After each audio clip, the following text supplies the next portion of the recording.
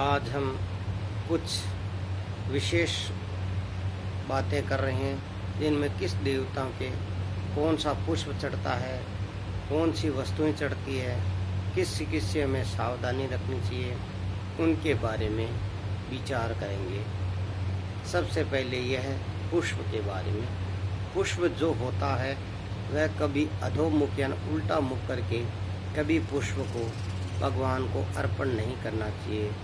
जैसे पेड़ के पुष्प लगता है उसी तरह भगवान को अर्पण करना चाहिए। धोती में रखा हुआ पुष्प अपवित्र हो जाता है और जल में डूबने के बाद में जो पुष्प होता है वह पुष्प अपवित्र हो जाता है, वह देवता के चढ़ने योग्य नहीं होता है। हाथ में हम पुष्प ले लेते हैं, उसको हम सूंघ लेते हैं, उनके बाद में देवताओं के अर्पण नहीं कर सकते। तांबे के जो पात्र होता है उनके अंदर चंदन रखने से चंदन अपवित्र हो जाता है।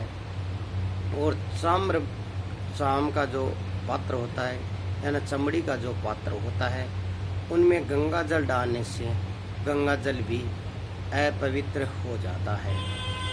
इस प्रकार का कुछ नियम और हमें ध्यान रखने योग्य बातें हैं।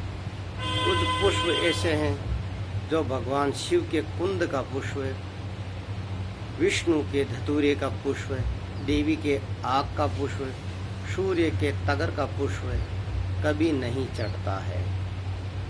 जैसे विष्णु के अक्षत यानी चावल, अक्षत या चावल, गणपति भगवान के तुलसी, देवी के दुर्वा और सूर्य के बेलपत्र कभी नहीं चढ़ता है। ये ध्यान रखने योग्य बातें हैं। पत्नी हमेशा आदमी के दक्षिण ओर बैठती है।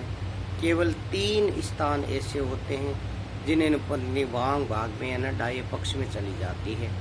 प्रथम ये बात यह है कि जब ब्राह्मण का पैर धोया जाता है या पाद प्रक्षालन किया जाता है तो पत्नी वाम भाग में चली जाती है। दूसरा, अभिषेक करने पर यदि हम घर पर पूजा पाठ करवाते हैं उनके बाद में ब्राह्मणों के द्वारा उन पर जल छिड़क करके अभिषेक किया जाता है, उसी समय पत्नी वामा भाग में चली जाती है।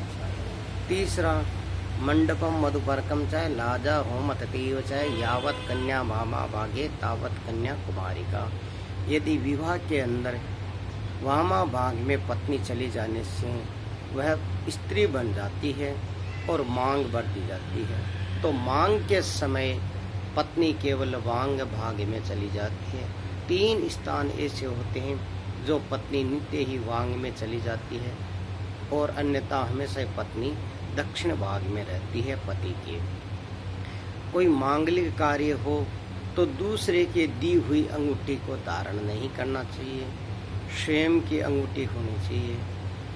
हम हमारे पूजा पाठ पद्धति करते हैं, दीप प्रज्वलित करते हैं, दीप कभी भी बुझना नहीं चाहिए। बुझने का मतलब असूचक होता है, इसलिए दीपक का विशेष तौर से ध्यान रखना चाहिए।